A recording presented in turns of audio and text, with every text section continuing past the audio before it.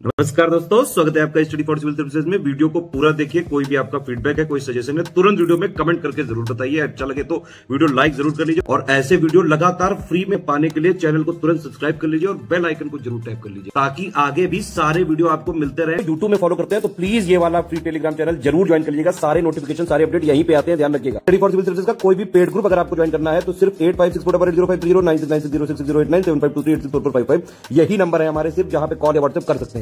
Instagram पे हमारा page जरूर फॉलो कर लीजिएगा, studyforcivil.services है। ट्विटर पे हमको जरूर फॉलो कर लीजिएगा, @studyforcivils है। दोस्तों, हिस्ट्री के कंपाइलेशन के इस क्रम में हम मौर्यन एम्पायर को देख रहे थे और मौर्यन एडमिनिस्ट्रेशन को देखने के क्रम में हमने कौटिल्य का परिचय प्राप्त किया था। हमने देखा कि चंद्रगुप्त मौर्य के द्वारा मौर्य एम्पायर की फाउंडेशन रखी जाती है। उनकी माता मुरा के नाम पे इस वंश का नाम मौर्य वंश कहा जाता है या रखा जाता है।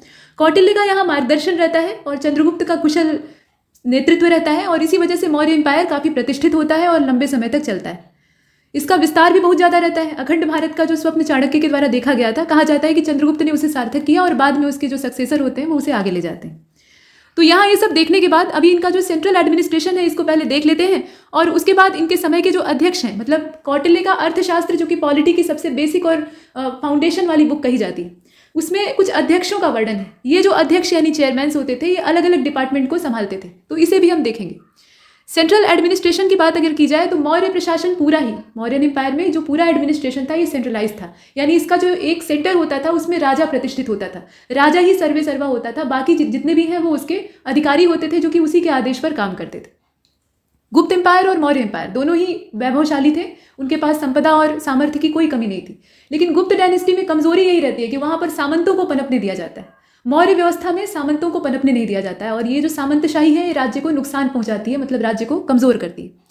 अब यहाँ आप देख रहे हैं कि मौर्य पीरियड में एडमिनिस्ट्रेशन जो था वो मेनली वेस्टेड था किंग पर, जैसा कि आपको कहा, और he had control over the principal organ of executive administration and judiciary. मतलब एग्जीक्यूटिव एडमिनिस्ट्रेशन और जुडिशियरी जो कि मेन चीज होती है किसी भी प्रशासन की या किसी भी राज्य की, वो सब राजा की मुट्ठी में होती थी। न्याय का अंतिम निर्णय राजा का होता था।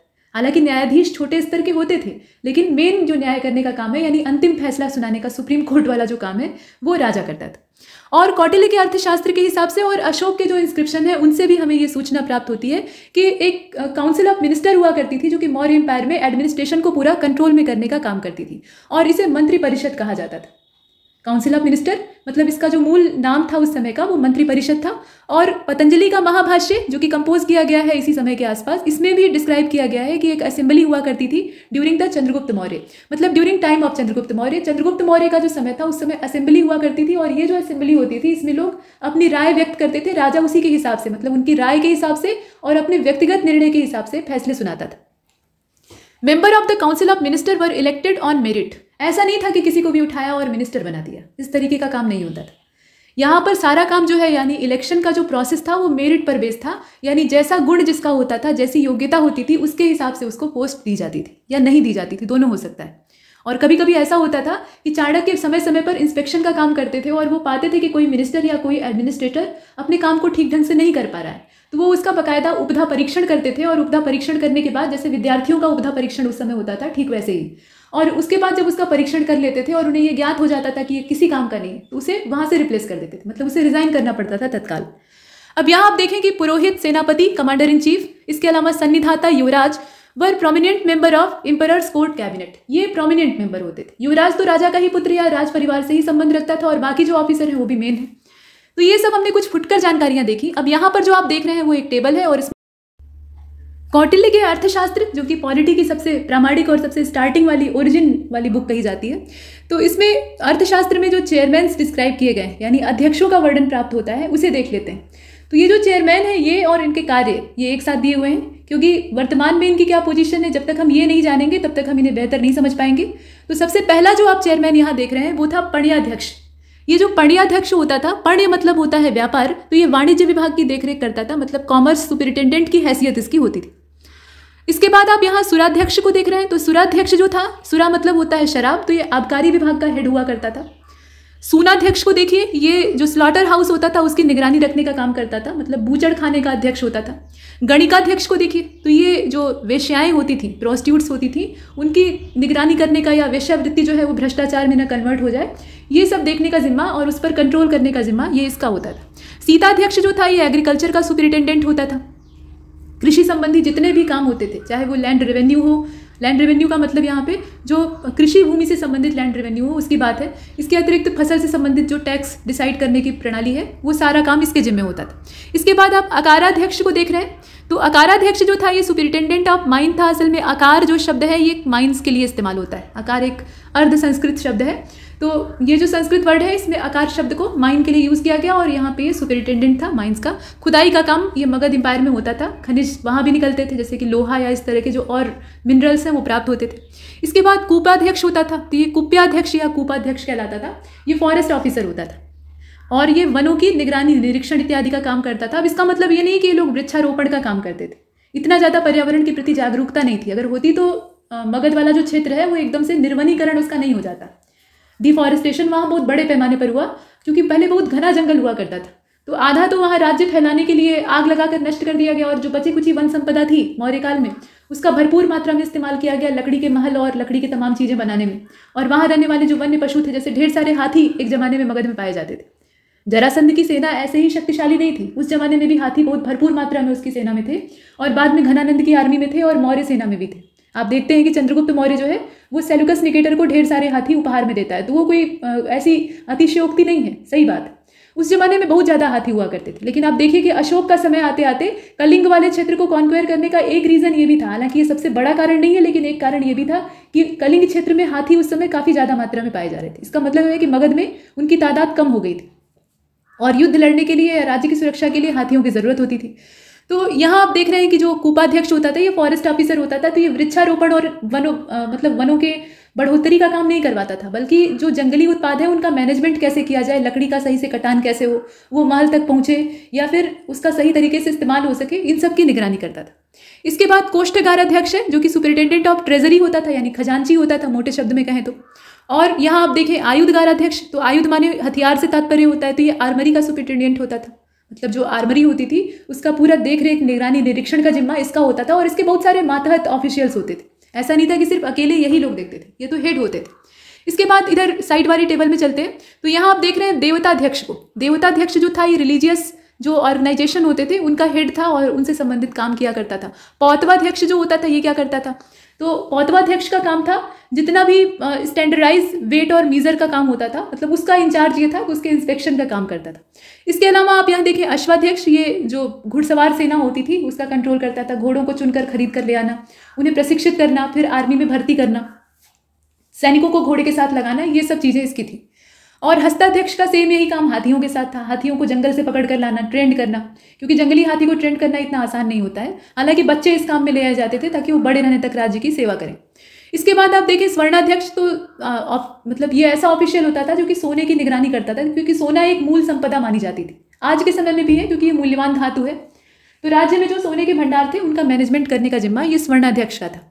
अब इसके नीचे आप देख रहे हैं अक्षपटलाध्यक्ष, तो अक्षपटलाध्यक्ष जो था ये अकाउंटेंट जनरल था, जबकि राष्ट्राध्यक्ष आप देख रहे हैं, माफ कीजिएगा, रथाध्यक्ष। अक्षपटलाध्यक्ष ये महालेखाकार की हैसियत यानी अकाउंटेंट जनरल की हैसियत होती थी। जितना लेखा जोखा होता था, मतलब ऑडिट के काम होते थे, वो इसके जिम्मे होते थे, ठीक है। अब रथाध्यक्ष जो होता था ये वार चैरियार्ड्स को बनवाने, उनके मेंटेनेंस इत्यादि का काम और उनकी रख रखाव का काम, मतलब निगरानी का काम ये खुद करता था। और पदाध्यक्ष को आप देख रहे हैं, तो ये पैदल सेना जो होती थी उसका, मतलब जो इन्फेंट्री होती थी उसकी देखरेख का जिम्मा संभालता था, मतलब उसका टोटल मैनेजमेंट इसके हाथ में होता था।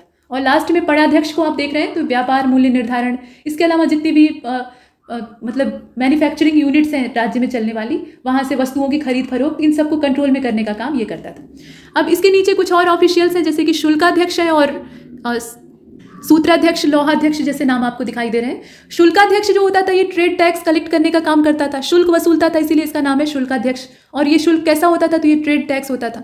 और सूत्राध्यक्ष को आप देख रहे हैं, तो ये टेक्सटाइल और स्पिनिंग वीविंग वाला जो काम था उसका एडमिनिस्ट्रेशन संभालता था, मतलब कताई बुनाई, सूत से संबंधित काम। सूत्राध्यक्ष, सूत्र मतलब थ्रेड, धागा। लौहाध्यक्ष जो था ये ऐसा नहीं था कि सिर्फ लोहे की निगरानी करता था, मेटलर्जी ऑफिसर होता था, मतलब जो माइनिंग करके खोद कर खनिज निकाला जाता था, उस ओर को उसका प्यूरिफिकेशन करना होता था, उसकी मेटलर्जी करनी पड़ती थी ताकि वो अशुद्धियों से दूर हो जाए और उससे हथियार वगैरह बनाए जा सकें। तो वो मेटलर्जी वाला जो जिम्मा था वो इसके पास रहता था, लौहाध्यक्ष के पास। इसके बाद आप नीचे लक्षणाध्यक्ष को देख रहे हैं, जो कि क्वाइन मिंटिंग वाला जो काम था वहां पे हेड का काम करता था, मतलब ये टकसाल का हेड हुआ करता था। और विविताध्यक्ष जो था, विविध जो है ये ग्रासलैंड के लिए इस्तेमाल होने वाला शब्द है, मतलब जो चराई भूमि होती थी, आप चारागाह कह सकते हैं, तो वहां का ये मुखिया होता था। और साथ में मुद्राध्यक्ष है, तो मुद्राध्यक्ष जो था ये पारपत्र जारी करता था, जिसे कि आज के समय में हम पासपोर्ट कहते हैं, तो ये उसके लिए मतलब पासपोर्ट इशू करने के लिए रिस्पॉन्सिबल होता था। बाहरी लोगों का मौर्य एम्पायर में किस प्रकार से प्रवेश देना है नहीं देना है इसको डिसाइड करता था, विशेष रूप से व्यापारियों के संदर्भ में। अब यहाँ पर आप देखें तो लवणाध्यक्ष है, रूपदर्शक है, इन्हें भी एक एक करके देख लेते हैं। तो यहाँ आप देख लीजिए, रूपदर्शक जो होता था ये सिक्कों की शक्ल देख के पहचान जाता था कि वो जाली सिक्के हैं, किस मिंट से जारी किए गए हैं, वो राजसी सिक्के हैं या नहीं, मतलब रॉयल तरीके से उनको वैलिड माना जा सकता है या नहीं, ये सब काम रूपदर्शक का होता था। लवणाध्यक्ष जो होता था ये साल्ट डिपार्टमेंट को संभालता था, नमक का व्यापार इत्यादि देखता था। पत्तनाध्यक्ष जो था ये हेड ऑफ पोर्ट होता था। और संस्थाध्यक्ष जो था ये सुपरिटेंडेंट ऑफ मार्केट होता था, पूरी मार्केट पे कंट्रोल करके रखता था, जैसे शहनाई मंडी का पद आप देखते हैं ठीक वैसे ही। और नवाध्यक्ष या नवधाध्यक्ष इसको कहा जाता था, तो ये नवाध्यक्ष के नाम से भी ज़्यादा फेमस था। नव मतलब होता है पानी, इसीलिए नौसेना कहा जाता है। तो ये जो मैरीटाइम शिपिंग वाला काम होता था, मतलब पानी के जरिए जो व्यापार होता था उस पर अपना कंट्रोल रखता था। प्लस जो जलयान, व्यापारिक जलयान होते थे, मतलब इस तरह के ट्रेड शिप्स होते थे, उनका कंट्रोल इसके हाथ में होता था। तो ये सारे अध्यक्ष हैं जो कि मौर्यन एम्पायर में अपना अपना कार्य संभालते थे। सेंट्रलाइज व्यवस्था भले ही थी, लेकिन इन सारे अध्यक्षों के कंधे पे भारी भारी जो डिपार्टमेंट की जिम्मेदारियां थी वो मौजूद थी, और ये एडमिनिस्ट्रेशन काफ़ी अच्छे तरीके से काम करता था। मौर्य एम्पायर में जो प्रोविंशियल एडमिनिस्ट्रेशन था उसको देख लेते हैं। तो प्रशासन काफ़ी कुशल था मौर्यों का, भले ही सेंट्रलाइज था। कहा जाता है कि सेंट्रलाइज जो एडमिनिस्ट्रेशन होता है वो मजबूत तो होता है, लेकिन उसमें बहुत सारी ढिलाइयाँ भी किनारे पर पनप जाती हैं, भ्रष्टाचार पनपने लगता है, क्योंकि सरकारी कर्मचारी जो हैं वो राज्य की संरक्षण पाकर मनबड़ हो जाते हैं। लेकिन ऐसा यहाँ पर कम से कम कौटिल्य के जीते जी नहीं रहता है, क्योंकि चाणक्य के द्वारा ही ये सारा प्रशासन नियंत्रित किया गया रहता है, और ये जितने भी डिपार्टमेंट हैं और जितना भी ढांचा है ये सब कौटिल्य ने खुद से बनाया था। तो यहाँ आप देख रहे हैं कि मौर्य एडमिनिस्ट्रेशन जो था इसमें कुशलता के आधार पर साम्राज्य को शुरुआती जो समय था उसमें 4 प्रांतों में डिवाइड किया गया था, मतलब 4 प्रोविंसेस थे। और बाद में साम्राज्य और बड़ा होता है, चंद्रगुप्त के समय में जितना विस्तार रहता है अखंड भारत का, अशोक जो है उसको और बढ़ाने का काम करता है। कलिंग के बाद वो बौद्ध धर्म को अडॉप्ट करता है, लेकिन उससे पहले वो राज्य विस्तार का काम कर रहा था। तो उस समय के हिसाब से अगर देखा जाए तो जब साम्राज्य बड़ा हो जाता है तो इसमें 5 अलग अलग प्रोविंस बन जाते हैं। अब 5 अलग अलग प्रोविंस कौन कौन से थे, तो इसमें आप देख सकते हैं प्राची था, उत्तरापद था। प्राची जो है वो पूर्वी मगध क्षेत्र पूरा उसमें आता था, और इसके अलावा उत्तरापद, दक्षिणापद, अवंती राष्ट्र और कलिंग। कलिंग जो है वो 5वां था, अशोक के समय में ऐड होता है। इन प्रोविंसेस की जो कैपिटल्स थी उनको भी देख लेते हैं। तो उत्तरापद की राजधानी क्या थी, मतलब उत्तरापद की जो कैपिटल है वो तक्षशिला थी। दक्षिणापद की जो कैपिटल है वो सुवर्णगिरी थी। अवंती की जो कैपिटल है वो उज्जैनी थी। कलिंग की तोसली थी, और प्राची की पाटलिपुत्र थी। जो केंद्र था पूरे मौर्य एम्पायर का वो पाटलिपुत्र वाला क्षेत्र था, तो वो प्राची वाले प्रोविंस के अंतर्गत आता था, और उसकी कैपिटल थी पाटलिपुत्र, जो कि मेन मौर्य एम्पायर की कैपिटल हुआ करती थी। तो ये हमने देखा। और प्रांतों का जो पूरा एडमिनिस्ट्रेशन होता था, मतलब ये प्रोविंस होते थे तो यहाँ एडमिनिस्ट्रेशन चलता था, और इसको देखने के लिए कुमार नियुक्त किए जाते थे। मतलब राजा जो होता था वो एक नंबर का चालाक आदमी होता था, वो किसी बाहर वाले को वहाँ पर हेड नहीं अपॉइंट करता था। जैसे कि प्रोविंस होते हैं और वहाँ पर गवर्नर होते हैं, ठीक वैसे ही उस जमाने के जो प्रोविंस होते थे वहाँ गवर्नर वही बनता था जो कि रॉयल फैमिली से बिलोंग करता था। मतलब या तो राजा का बेटा होता था या राजा के ही परिवार का कोई भरोसेमंद आदमी होता था, जिसे कि कुमार कहा जाता था। ठीक है, तो कुमार को वहाँ पे अपॉइंट किया जाता था, ये राजवंश से जुड़े होते थे, और बाकी जो है वो ऑफिसर्स होते थे। मतलब यहाँ भी राजा की ही मुट्ठी में सारा प्रशासन है। ये बात अलग है कि ये जो कुमार थे इसमें से कुछ एम्बिशियस होते थे अशोक की तरह से, और वो बाद में राज्य का विस्तार करने की महत्वाकांक्षा पाल लेते थे, तो इससे राजा के साथ उनका मतभेद होता था कभी कभी। शुरुआत में नहीं, लेकिन बाद में ये चीज़ें दिखती। खैर, अब यहाँ देखते हैं आगे। तो कुमार जो है वो राजवंश से बिलोंग करते थे, रॉयल फैमिली के होते ही थे। और प्रांतों के आगे जो भाग होते थे, मतलब इनका भी छोटा छोटा पार्ट किया जाता था। तो इसमें जिले होते थे, फिर ग्राम होते थे। अब ग्राम जो है ये एडमिनिस्ट्रेशन का सबसे छोटा पार्ट होता था, मतलब सबसे स्मॉलेस्ट यूनिट के तौर पे देखा जाता था। 100 गाँवों का समूह जो था ना, मतलब 100 गाँवों का एक ग्रुप बना दिया जाता था। तो ये जो 100 विलेज का पूरा एक बंडल होता था, इसको कहा जाता था संग्रहण। और जितनी भी एडमिनिस्ट्रेटिव यूनिट्स होती थी उनके लिए अलग अलग तरह के ऑफिसर्स होते थे, जहाँ जैसी रिक्वायरमेंट थी उसके हिसाब से। ये सब हमने देखा। अब यहाँ पर चलते हैं आगे और आगे की चीज़ों को देखते हैं।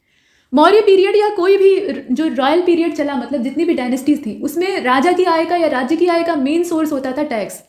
तो टैक्स मौर्य पीरियड में भी लगते थे। अब ये मौर्यों के समय के जो टैक्स है इन्हें देख लेते हैं। पहला तो आप देख रहे हैं कि इसमें पण्य है, जिसे कि प्रणय भी कहा जाता था। ये संकट के समय लोगों से वसूला जाता था। संकट के समय लोगों की सुरक्षा के बदले में उनसे टैक्स लिया जाता था। इसका मतलब ये नहीं कि आफत सिर पर आई है तो राजा भी ऊपर से मुसीबत डाला हुआ है वो टैक्स ले रहा है, वो लोगों की सुरक्षा के लिए लेता था।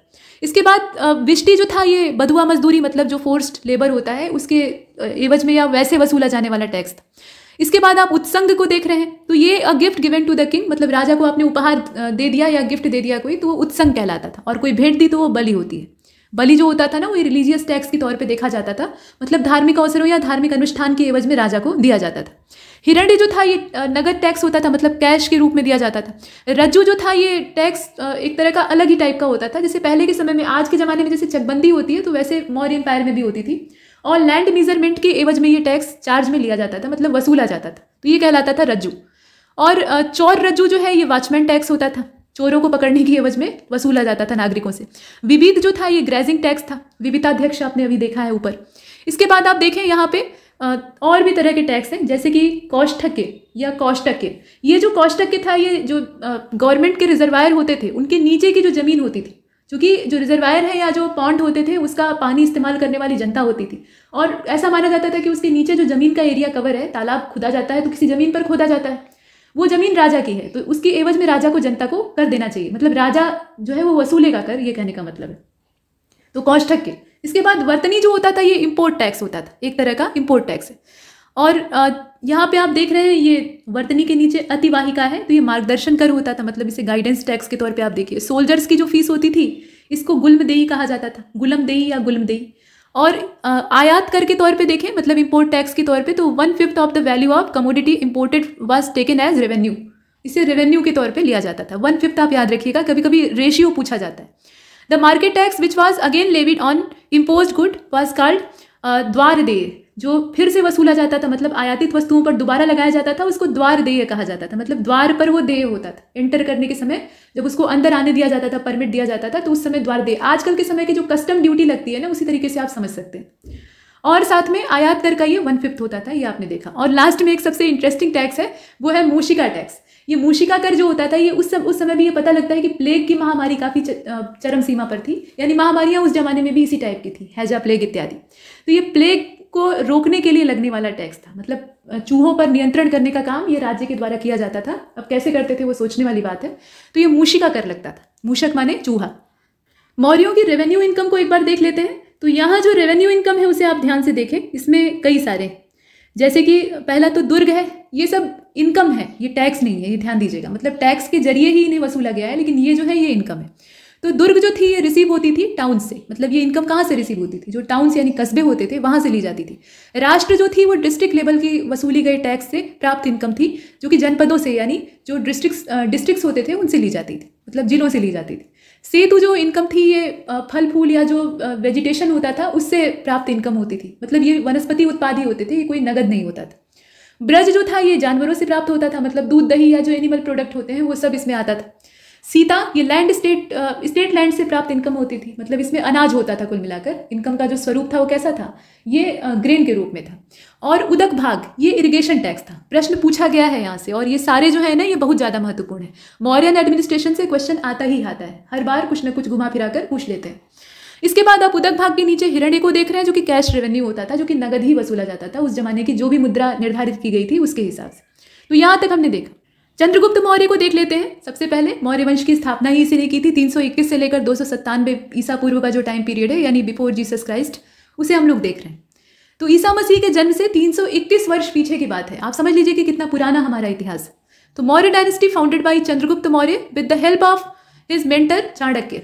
चाणक्य का मूल नाम विष्णुगुप्त था और इन्हें कौटिल्य और चाणक्य इनके पिता या फिर इनकी कुटिलता दोनों के आधार पर कहा गया। कौटिल्य इनकी कुटिलता के आधार पर कहा गया, मतलब इनकी नीतियां बड़ी ही कुटिल मालूम होती थी, जो इनके शत्रु थे उन्हें कूटनीतिज्ञ थे ये कुल मिलाकर। और चाणक्य इनके पिता का नाम था, इसलिए इन्हें चाणक्य कहा गया। तो ये है पूरा। और इसमें चंद्रगुप्त मौर्य को कई जगह जो टेक्स्ट हैं अलग अलग लैंग्वेजेस के, उसमें पाटलिपुत्रक कहा गया है, यानी पालीबोरथस के नाम से भी प्रोनाउंस किया गया है। पाटलिपुत्रक यानी पाटलिपुत्रक यानी पाटली का पुत्र, अर्थात ये पाटलिपुत्र का ही मूल बासिंदा था, इससे ये मालूम होता है। और कुछ लोग ऐसा कहते हैं, खासतौर पे विशाखा दत्त का जो मुद्रा राक्षस है उसे अगर आप पढ़ेंगे तो उसमें दिखाया जाएगा कि इसकी माँ मुरा जो थी वो नंदों की दासी थी, मतलब क्रीत दासी थी, जबरदस्ती उन्हें खरीदा गया था।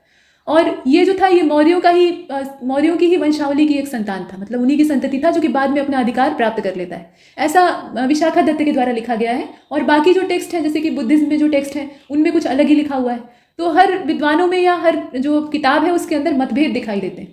फिलहाल यहाँ जो इतिहास के हिसाब से सत्य है उसे हम देखेंगे। तो हमने देखा कि चंद्रगुप्त मौर्य जो है इसे पाटलिपुत्र या पालीब्रोथस के नाम से प्रोनाउंस किया गया है। इसे प्रथम भारतीय साम्राज्य का संस्थापक कहा जाता है, फाउंडेशन इसी ने रखी थी, और भारत का पहला हिस्टोरिकल एम्परर के तौर पे इसे देखा जाता है। ये पहला ऐतिहासिक सम्राट था, भारत का मुक्तिदाता यानी लिबरेटर ऑफ इंडिया भी इसे कहा जाता है, बहुत सारे नाम है, अखंड भारत का संस्थापक। इसका जन्म कुसुमपुर यानी कुसुमपुर ये पाटलिपुत्र का पुराना नाम है, ठीक है, तो कुसुमपुर में हुआ था। और चंद्रगुप्त मौर्य ने इस देश को मकदूनियाई दास्ता से मुक्त करवाया था। मतलब चंद्रगुप्त मौर्य का ही वो पराक्रम था कि जिसकी वजह से जो मैसिडोनिया के बाद वाले मतलब सिकंदर के उत्तरवर्ती जो शासक होते हैं जब भारत पर हमला बोलते हैं तो वो भारत की सीमा के बाहर चले जाते हैं, यहाँ आने की हिम्मत ही नहीं कर पाते। युद्ध होता है और वो युद्ध भी सिर्फ नाम का होता है, उसके बाद संधि हो जाती है और सीधे सीधे वो वापस लौट आते हैं। ठीक, तो मैसिडोनियन जो महत्वाकांक्षा थी इसको ये भारत में एंटर नहीं करने देता है, ये एक बड़ी चीज़। अब इसके बाद आप देखें कि भारतीय स्वतंत्रता संग्राम का नायक और भारत का मुक्तिदाता भी इसको कहा जाता है। यूनानी जो स्कॉलर है उन्होंने कुछ और ही कहा है, मतलब यूनानी स्कॉलर का मतलब यहाँ पे ग्रीक स्कॉलर्स से, इन्होंने इसे सेंड्रोकोट्स के नाम से प्रोनाउंस किया है। विलियम जोन्स जो है पहचानते हैं कि भैया सेंड्रोकोट्स जो है वो कोई और नहीं, ये चंद्रगुप्त ही है। और सेलुकस ने मेगास्थनीज को, सेलुकस निकेटर जो कि उस समय सुल्तान था मैसिडोनियन, तो इसने सेलुकस निकेटर ने मेगास्थनीज को मौर्य दरबार में अम्बेसडर की हैसियत से भेजा था और मेगास्थनीज यहाँ लंबे समय तक रहता है मौर्य एम्पायर में। उसने इंडिका नाम की बुक लिखी थी जिसमें कि बहुत सारा मौर्य एम्पायर का जो ब्यौरा है वो प्राप्त होता है। हालांकि वो अम्बेसडर की हैसियत से आया था और चाणक्य के पूरे कंट्रोल में था, चाणक्य ने उस पर कड़ा नियंत्रण रखा था। मतलब मेगास्थनीज को पता भी नहीं चला कि उसके ऊपर आंख मतलब निगाह रखी जा रही है और चाणक्य के द्वारा उसे पूरी तरह से नियंत्रित कर लिया गया। वो मनमाने दृश्य नहीं देख सकता था, वो वही देखता था जो चाणक्य चाहते थे। और इसीलिए जब वो अपनी पुस्तक में लिखता है तो सारी चीज़ें अच्छी लिखता है, कहीं भी एक रत्ती भर भी बुराई नहीं करता है। और इसीलिए इंडिका को बहुत ज़्यादा प्रामाणिक नहीं माना जाता है, हालांकि कुछ चीज़ें अच्छी हैं जानने योग्य। तो ये हम देखते हैं, क्योंकि किसी भी साम्राज्य में कितना भी वैभवशाली और अच्छा हो, बुराइयां भी होती हैं। जैसे कि उसने लिखा है कि भारत में उस समय मतलब मौर्य एम्पायर में दास नहीं पाए जाते थे, स्लेवरी नहीं थी, जबकि चाणक्य के अर्थशास्त्र में स्पष्ट वर्णित है कि दासों की वेराइटी भी हुआ करती थी। खैर, अब यहाँ आगे देखते हैं। तो चंद्रगुप्त मौर्य जो था, ये इसके विषय में देखा जाए तो मौर्य साम्राज्य के मुख्य निर्माता या मुख्य आर्किटेक्ट के तौर पे इसे जाना जाता है। इसने बहुत बड़े साम्राज्य का निर्माण किया। इसमें बिहार, नेपाल, उत्तर और पश्चिम का पूरा भारतीय क्षेत्र, साउथ वाला पूरा साउदर्न एरिया लंबे दूरी तक, ये सब इसके कंट्रोल में था। और जैन टेक्स्ट जो है उसके हिसाब से, मतलब उनका जो अपना रिलीजियस परंपरा है उसके हिसाब से बाद में चंद्रगुप्त मौर्य ने जैन धर्म को अडॉप्ट कर लिया था। शुरुआत में ये शैव मतावलंबी था, मतलब शैविज्म को फॉलो करता था, ये भी और सम्राट अशोक भी। लेकिन बाद में सम्राट अशोक बौद्ध धर्म की तरफ झुक जाते हैं और ये जैन धर्म की तरफ मुड़ जाते हैं, ऐसा कहा जाता है। खासतौर पे दुर्धरा की जब मृत्यु होती है उसके बाद से चंद्रगुप्त का मन धीरे धीरे विरक्त होने लगता है। ये मान्यताएं हैं, मतलब ये भी जो बुद्धिज्म में स्कॉलर्स हैं उन्होंने लिखा है। ठीक, तो ये चीज़ें आप देख रहे हैं। दुर्धरा जो है वो असामयिक मृत्यु की शिकार होती है, मतलब वो गर्भवती रहती है, बिंदुसार का जन्म होने वाला रहता है और अब कुछ ही समय बचा रहता है, लेकिन वो गलतीवश चंद्रगुप्त मौर्य की थाली से भोजन कर लेती है जो कि जहरीला रहता है। चंद्रगुप्त को रोज धीमा जहर दिया जाता रहता है चाणक्य के द्वारा, और वो इसलिए ताकि वो विषकन्याओं से बचा रहे, क्योंकि उस समय जहर भुजी स्त्रियां होती थी जिनके नाखूनों और उनके दांतों में जहर हुआ करता था, वो राजा को मारने के लिए भेजी जाती थी। और मौर्य साम्राज्य में इस प्रकार के षड्यंत्रों का बहुत ज़्यादा ब्यौरा दिखाई देता है और इसके लिए आपको विशाखा दत्त की मुद्रा राक्षस पढ़नी चाहिए। ठीक है, तो उन विषकन्याओं से बचने के लिए चाणक्य ने चंद्रगुप्त को तैयार किया हुआ था और चंद्रगुप्त के अंदर उतनी इम्यूनिटी डेवलप हो गई थी कि वो उतने पॉइजन को आराम से सह सकता था। दुर्धरा नहीं बर्दाश्त कर पाती है और वो बीमार हो जाती है। जब ऐसी नौबत आती है कि उसकी जान जाने की नौबत आ गई है तो बच्चे को बचाने के लिए चाणक्य के द्वारा दुर्धरा का सिजेरियन करवाया जाता है। और ये जो सिजेरियन होता है इससे बिंदुसार का जन्म होता है और दुर्धरा की वहीं मृत्यु हो जाती है। तो बिंदुसार जो है वो बाद में उत्तराधिकारी बनता है। और कहा जाता है कि जब वो पैदा होता है तो उसके माथे पर एक जहर की बूंद रहती है और उसी पॉइजन ड्रॉप की वजह से उसका नाम बिंदुसार रखा जाता है। ठीक है, तो ये कहानी है, मतलब पहली बार शल्य क्रिया से जन्म लेने वाला वो शासक था, ऐसा उसके बारे में कहा गया। तो ये आपने देखा। अभी आगे चलते हैं। जैन टेक्स्ट जो है वो चंद्रगुप्त मौर्य के बारे में ऐसा बताते हैं कि वो जैनिज्म की ओर झुक जाता है और अंत में श्रवण बेलगोला में जाकर संलेखना, जो कि जैन धर्म में सबसे अंतिम संस्कार माना जाता है, मतलब भूख प्यास से मरने की विधि होती है, खाना पीना त्याग दिए और वायु सेवन करके अपना शरीर को पाल रहे हैं, अंत में धीरे धीरे करके शरीर कमजोर होते होते मृत्यु आ जाती है, तो उस विधि के द्वारा ये प्राण त्यागता है। ये सब हमने देखा। आगे बढ़ते हैं, सम्राट अशोक को देख लेते हैं। तो Ashok was the most famous emperor of ancient Indian history. The coronation of Ashok was 269 BC, ये समय है। और कहा जाता है कि अशोक ने अपने 99 भाइयों को मारा, तब जाकर उसे सिंहासन प्राप्त हुआ।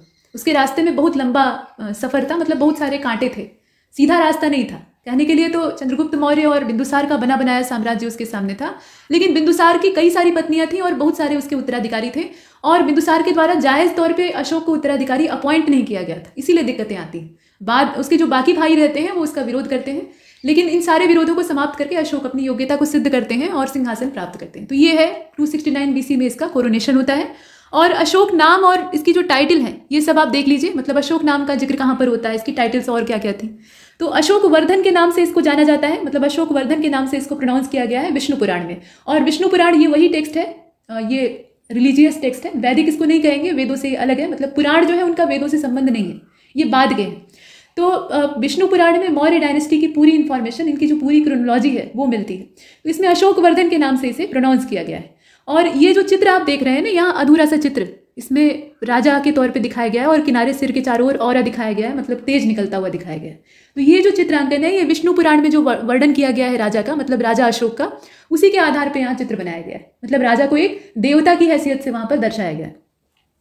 इसके बाद आप बुद्ध शाक्य के तौर पे जो प्रोनाउंसिएशन देख रहे हैं अशोक का, तो ये बुद्ध शाक्य मस्की इंस्क्रिप्शन में कहा गया है। मगधाधिराज जिसको कहा गया है भब्रू वाले में, महाराज कुमार के नाम से पनगुडारिया जो बुद्धनी इंस्क्रिप्शन है वहां पर बुलाया गया है, ये आप देख सकते हैं पनगुडारिया। इसके बाद नीचे है प्रियदर्शी राजा या प्रियदर्शिम राजा, तो ये जो प्रोनाउंसिएशन है प्रियदर्शिम राजा, ये असल में बराबर वाला जो केव इंस्क्रिप्शन है उसमें कहा गया है। और अशोक नाम का जिक्र कहाँ से मिलता है, तो मस्की, गुर्जरा, नेटूर और उदयगोलन का जो मिनिएचर इंस्क्रिप्शन है वहां से ये सारी सूचना, मतलब अशोक नाम का जिक्र जो है वो प्राप्त होता है। और मस्की का जो इंस्क्रिप्शन था वहां पे देवानाम PS अशोकस नाम का जो संबोधन है वो भी दिखाई देता है। गुर्जरा वाले में देवानाम PS प्रियदर्शिनो अशोक राजस, राजस माने राजा, ये उत्कीर्ण किया गया है। तो इससे हमें सूचना प्राप्त होती है कि इसका मूल नाम अशोक था।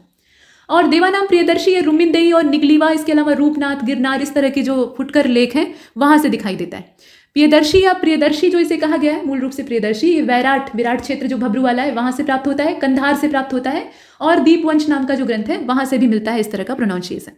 इसके बाद आप देखें यहाँ पे टी कैंथेलर का नाम है। तो टी कैंथेलर क्या किए थे, इन्होंने सबसे पहले अशोक के जो अभिलेख हैं, इंस्क्रिप्शंस हैं, उन्हें खोजने का काम किया था। और दिल्ली मेरठ वाला जो इंस्क्रिप्शन है वो भी इन्हीं के द्वारा खोजा गया था। अब अशोक के समय के जो शिलालेख हैं, मतलब जो इंस्क्रिप्शंस हैं, उन्हें देख लेते हैं। पहले बड़े वाले जो मेजर इंस्क्रिप्शन है उन्हें देखेंगे, फिर माइनर्स को भी देखेंगे। तो पहला, दूसरा, तीसरा, चौथा, ऐसे हम 14 जो शिलालेख थे उन्हें देखेंगे। अब इसमें पहला वाला जो है वो पशु बलि की निंदा करता है, मतलब एनिमल सेक्रीफाइस को पूरी तरह से उसका प्रोहिबिशन करता है। और सेकंड वाला जो है वो मनुष्य और पशु दोनों की चिकित्सा की व्यवस्था का उल्लेख करता है। मतलब बताया गया है कि महाराजा के द्वारा यानी अशोक के द्वारा दोनों के लिए मेडिकल फैसिलिटी अवेलेबल करवाई गई थी, इंसानों के लिए भी और जानवरों के लिए भी। अच्छी बात है। इसके बाद तीसरे वाले को देखते हैं। तीसरे वाले में, मतलब तीसरा वाला जो इंस्क्रिप्शन है उसमें कहा गया है कि राजकीय अधिकारी, मतलब जो एडमिनिस्ट्रेटर है, वो उन्हें ऑर्डर दिया गया है किंग की ओर से कि वो अपने शासन का जो 5वां वर्ष है हर 5 साल के अंतराल पे दौरा करें और जो इंस्पेक्शन का काम है वो करें, और उसके साथ साथ कुछ जो रिलीजियस प्रैक्टिसेस हैं उनका भी जिक्र यहाँ से दिखाई देता है। थर्ड वाले को हमने देखा। इसके बाद आप देखें फोर्थ वाले को, तो भेरी घोष या वार ड्रम जो होता है, मतलब वार ड्रम का मतलब है युद्ध का वाद्य। जब युद्ध होता था ना पहले के समय में तो बाजे बजाए जाते थे। आज की तरह से नहीं होता था कि रातों रात घुसे गोलाबारी शुरू हुई, लड़ाई छिड़ गई। पहले के समय में बाजा बजा के पहले आवाहन होता था और उससे भी पहले शंख फूंक कर घोषणा की जाती थी कि युद्ध होने वाला है। तो ये अलग अलग समय का तरीका था, लेकिन बाजे बजते थे और ये बाजे से सैनिकों को प्रोत्साहित करने के लिए होते थे। मोटिवेशन एक तरह का होता था। आज के समय में भी हम जैसे कोई वीर रस की कविता पढ़ते हैं तो रोए खड़े हो जाते हैं, मतलब ऊर्जा आ जाती है। तो वैसा ही उस समय भी किया जाता था, मतलब सैनिकों को उत्साहित किया जाता था ताकि वो लड़ने का उत्साह अपने मन में लेकर चले। एक कहानी मिलती है कि राजा का एक बहुत पुराना हाथी था जो कि बहुत शक्तिशाली था। राजा के साथ वो बहुत सारी लड़ाइयों में शामिल होता है और युद्ध जितवाता भी है। युद्ध में वो खूब मतलब शरीक हुआ था, लेकिन जब उसका बुढ़ापा आ जाता है तो वो एक जगह स्थिर हो जाता है। राजा उसके खाने पीने का बंदोबस्त करवा देते हैं, लेकिन वो रिटायर हो जाता है और वो धीरे धीरे करके हतोत्साहित होने लगता है। एक दिन वो दलदल में फंस जाता है और मरने की नौबत आ जाती है, डूबने वाला रहता है, निकलने की कोशिश ही ना करे। तो राजा को बड़ी चिंता होती है कि उनका सबसे प्रिय पशु जो है वो डूबने वाला है, तो बचाया कैसे जाए। तो एक बुद्धिमान आदमी सलाह देता है कि महाराज युद्ध के नगाड़े बजवाइए, तो ये हाथी अपने आप ही जोश में आकर बाहर आ जाएगा। और वैसा ही होता है, जब युद्ध का बाजा वो सुनता है तो उसको लगता है कि लड़ाई छिड़ी है और मुझे शामिल होना है। तो यही हाल सैनिकों के साथ भी होता था, बाजे उन्हें मतवाले कर देते थे। तो इसी को कहा जाता था भेरी घोष या वार ड्रम। तो ये वार ड्रम अशोक ने हटवा दिया क्योंकि उसने युद्ध करना ही अब छोड़ दिया था कलिंग के बाद, और उसके स्थान पे धम्म घोष को शामिल किया। तो ये काम कब करवाता है, ये 4th इंस्क्रिप्शन जो है उसमें करवाता है। और king Ashoka attach greatest value to this duty. ठीक है, इसके बाद 5th इंस्क्रिप्शन को देखिए। धम्म महामाती की अपॉइंटमेंट को इसमें दर्शाया गया है। A special cadre of official interested to spread dharma within the kingdom. धर्म को स्प्रेड करना, मतलब अशोक का जो धर्म था उसको स्प्रेड करना, ये इनका मेन कर्तव्य होता था या मेन ड्यूटी होती थी। 6th इंस्क्रिप्शन जो है इसमें आप देखिए मंत्री परिषद एंड ऑफिसर्स लाइक पुलिसानी एंड प्रतिवेदक का मतलब यहाँ पे रिपोर्टर्स से है। इस प्रकार के जो ऑफिशियल्स हैं उनकी अपॉइंटमेंट की बात इसमें कही गई है। जो 7th इंस्क्रिप्शन है इसमें रिलीजियस टॉलरेंस की बात कही गई है कि मतलब अपने धर्म को तो माने हुई, उसके अलावा जितने भी सेक्ट हैं उनके वेलफेयर के बारे में सोचो, पब्लिक वेलफेयर के बारे में सोचो, मतलब सहिष्णुता के बारे में इसमें भर भर कर बखान किया गया है। और सिर्फ अपने जो ओन किंगडम है उसी के विषय में नहीं, बल्कि बाकी जो नाइबरिंग किंगडम्स हैं, चोल हैं, पांडे हैं या इस तरह के और भी हैं, उनके साथ विदेशी जो हैं जैसे एंटियोकस के साथ अच्छे संबंध बनाकर रखने की बात की गई थी। और अच्छे संबंध बनाकर रखने ही थे क्योंकि ये जो समय था ये शांत होकर एक जगह बैठना या एकदम से किसी को दुश्मन बना लेने का नहीं था। चारों ओर से शत्रु ताक में थे कि कब वो इस अखंड भारत के पूरे साम्राज्य पर हमला बोले और अपनी घुसपैठ बना ले। तो ये चीज़ें होती हैं। अब इसके बाद 8th जो इंस्क्रिप्शन है उसमें क्या कहा गया है, तो रॉयल प्लीजर टूर यानी जो विहार यात्रा होती है उसको रिप्लेस कर दिया जाता है, उसके स्थान पे धम्म यात्रा को शामिल कर लिया जाता है और अशोक जो है वो संबोधि के लिए जाता है बोध गया की ओर। ये धम्म यात्रा थी। 9th इंस्क्रिप्शन जो है उसमें जो यूजलेसनेस है वेरियस सेरेमनीज की उनको क्रिटिसाइज किया गया है और उसके स्थान पे धम्म और मोरल कंडक्ट वाला जो पूरा आचरण है, पूरा बिहेवियर है, उसको लागू करने की बात कही गई। इसके बाद जो 10th और 11th है उसको देख लेते हैं। तो 10th वाला जो इंस्क्रिप्शन है इसमें king desire no more fame and glory, मतलब राजा ने ये इच्छा व्यक्त की है कि उसे और ज़्यादा प्रसिद्धि और प्रशंसा नहीं चाहिए, कोई तड़क भड़क नहीं चाहिए। 11th वाला जो है इसमें बताया गया है कि धम्म का गिफ्ट क्या है, मतलब धम्म से कौन से गिफ्ट प्राप्त होते हैं, कैसे उपहार मिलते हैं, धम्म की पूरी बाकायदा डिफिनीशन दी गई है। और इसके साथ साथ ये भी कहा गया है कि जो एल्डर्स हैं या फिर जो स्लेव हैं उनके साथ अच्छा बर्ताव किया जाए, मतलब जो वरिष्ठ नागरिक हैं उनके साथ बढ़िया गुड बिहेवियर किया जाए। इसके अलावा जो स्लेव हैं उनके साथ इंसानों जैसा आचरण किया जाए। 12th वाला जो इंस्क्रिप्शन है उसमें स्त्री महामात्य की नियुक्ति की बात की गई, मतलब इनको अपॉइंट किया गया है। और ये जो स्त्री महामात्य होती थी ये वुमेन वेलफेयर का काम करती थी जैसा कि इनका डिपार्टमेंट था, और साथ में धम्म का एक्सपेंशन भी करती थी, उसका प्रोपेगेशन भी करती थी। इसके बाद जो 13th इंस्क्रिप्शन है उसमें कलिंग वार का जिक्र हमें प्राप्त होता है, यहीं से मिलता है। और ये जो कलिंग वार का वर्णन है ये अशोक के कोरोनेशन के 9th ईयर में होता है, यानी 9वें वर्ष में होता है। और इसमें अशोक के हृदय परिवर्तन की बात कही गई है। 5 यवन राजाओं के नामों का भी इसमें से उल्लेख प्राप्त होता है जहां पे अशोक ने अपने धर्म को प्रोपेगेट करने के लिए अपने प्रचारक भेजे थे।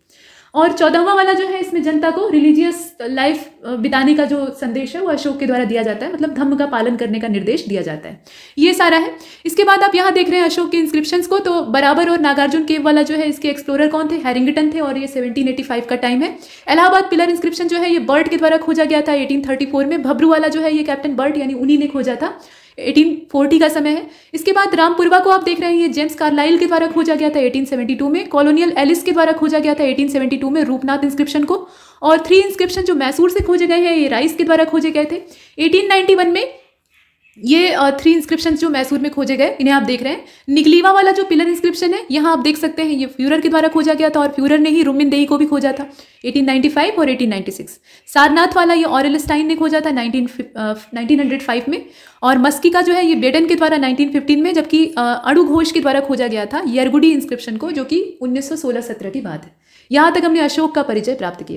अब यहाँ से शुरू होती है गुप्त डायनेस्टी। मौर्यों का जब पतन होता है, अंतिम राजा का जब वहाँ पतन होता है, तो उसके बाद उनका जो कमांडर था पुष्यमित्र शुंग, वो शुंग डायनेस्टी की नींव रखता है। और वहाँ पे आप देखते हैं कि एक बार शुंगों का जो वैभव है वो स्थापित हो जाता है, लेकिन राज्य सिकुड़ना शुरू हो गया था।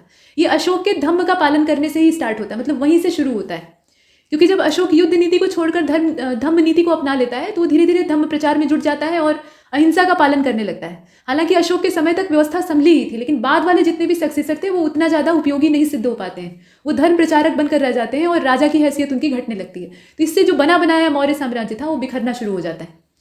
और ये विखंडन जो बाहरी आक्रमणकारी थे या जो आंतरिक शक्तियां भी थी जो कि इसी ताक में थी कि मौर्य साम्राज्य किसी तरह टूटे, तो उन्हें एक मौका मिल जाता है और वो अपना इसमें घुसपैठ बनाने लगते हैं। तो आप देखेंगे कि आंध्र सातवाहन वंश जो है सिमुक के नेतृत्व में, और उससे पहले वाले जो इसके पूर्ववर्ती थे, तो उनके नेतृत्व में वो यहाँ कब्जा करने की कोशिश करना शुरू कर देता है। तो मौर्य साम्राज्य दक्षिण की ओर से सिकुड़ना शुरू हो जाता है और बाकी जो बाहरी आक्रमणकारी हैं इसे नॉर्थ वेस्ट की ओर से सिकुड़ने लगते हैं। तो इसका जो मूल केंद्र था वो अभी भी पाटलिपुत्र था, लेकिन इसका दायरा जो है वो सिकुड़ गया था। और शुंग डायनेस्टी के टाइम पीरियड में पुष्यमित्र शुंग और अग्निमित्र तक कुछ गनीमत रहती है, लेकिन उसके बाद के जो रूलर हैं वो उतने योग्य नहीं सिद्ध होते हैं। और फिर वासुदेव के द्वारा कण्व डायनेस्टी की नींव रखी जाती है। तो कण्वों का जो वंश था वो भी ब्राह्मण वंश कहा जाता है, उसका भी जो दायरा था वो सिकुड़ता गया। तो ये जो सिकुड़ने की विधि है ये बहुत लंबे समय तक चली और अंत में जो छोटे छोटे सामंत थे वो विकसित हुए, और इन्हीं में से एक सामंत थे यहाँ पर श्रीगुप्त, और ये श्रीगुप्त नाम के जो सामंत थे ये अपनी शक्ति को और बढ़ाते हैं और एक डायनेस्टी की नींव रखते हैं जो कि है गुप्त डायनेस्टी। ठीक है, श्रीगुप्त के द्वारा इसकी फाउंडेशन रखी जाती है, तो इसको गुप्त डायनेस्टी के नाम से हम जानते हैं। और इस डायनेस्टी का अंतिम रूलर था विष्णुगुप्त। चंद्रगुप्त फर्स्ट को इसका रियल फाउंडर कहा जाता है और कैपिटल इनकी पाटलिपुत्र ही थी, जो कि मौर्यों के समय में भी थी। चंद्रगुप्त विक्रमादित्य के समय में 2 कैपिटल हुआ करती थी, एक तो पाटलिपुत्र और दूसरी उज्जैनी।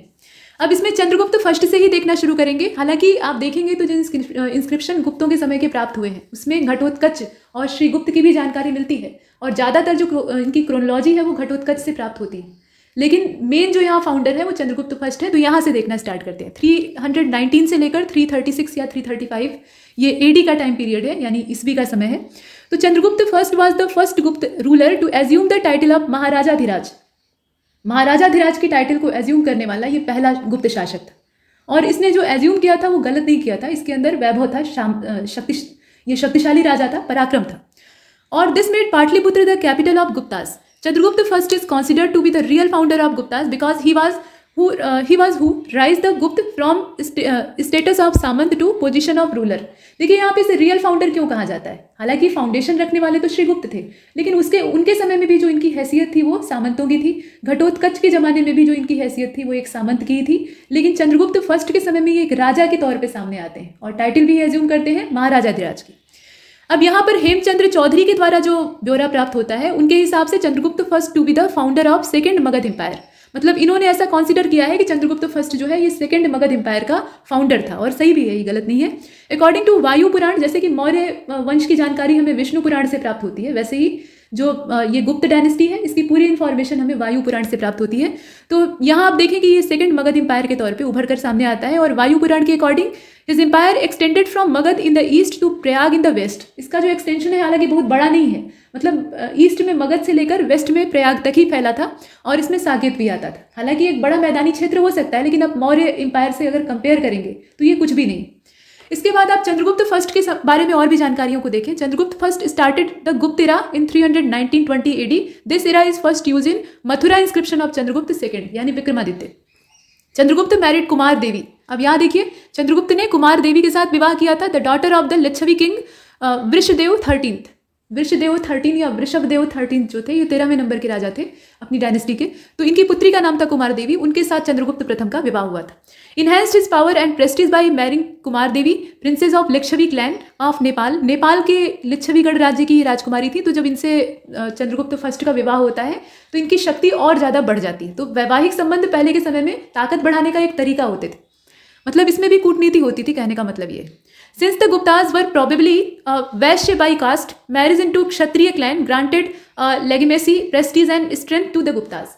मतलब अभी तक इन्हें वैश्य की कैटेगरी में रखा गया है। मतलब ऐसा माना जाता था, जो पुराण में वर्णित है उसके हिसाब से, कि ये वैश्य थे, यानी जो ब्राह्मण, क्षत्रिय, वैश्य और शूद्र वाला वर्ण व्यवस्था का क्रम था उसके हिसाब से ये तीसरे वर्ण के थे। लेकिन जब ये एक क्षत्रिय राजकुमारी के साथ विवाह करते हैं, मतलब लिच्छवी की वो कन्या रहती है कुमार देवी, तो इसके साथ इन्हें क्षत्रिय जो गण है उसमें दाखिला प्राप्त हो जाता है, इनकी प्रतिष्ठा बढ़ती है। क्योंकि पहले के जमाने का जो एक पुराना विश्वास था उसके हिसाब से क्षत्रिय ही राजा बन सकता था। मतलब ये धारणा बन गई थी, जो जाति व्यवस्था थी वो बहुत ज़्यादा मजबूत हो चुकी थी इसके चलते। ठीक है, तो यहाँ आपने देखा coins were struck in the joint name of emperor, his queen and Lichchhavi nation, thereby acknowledging his marital alliance. मतलब जो वैवाहिक समझौता या वैवाहिक संधि इनके बीच, मतलब लिच्छवियों और गुप्तों के बीच में हुई थी, उसी के उपलक्ष्य में कुछ सिक्के जारी करवाए जाते हैं जिसमें कि ज्वाइंट नाम एम्परर और उनकी क्वीन का लिच्छवी नेशन के साथ पब्लिश कराया जाता है, मतलब उस पर क्रेप्ट करवाया जाता है। ठीक है, और ये किस लिए करवाया जाता है? ताकि गुप्तों को मान्यता मिल सके, और मिलती है। In fact Samudragupta was referred to as Licchavi दोहित्र, grandson of Licchavis, in the famous Allahabad प्रशस्ति।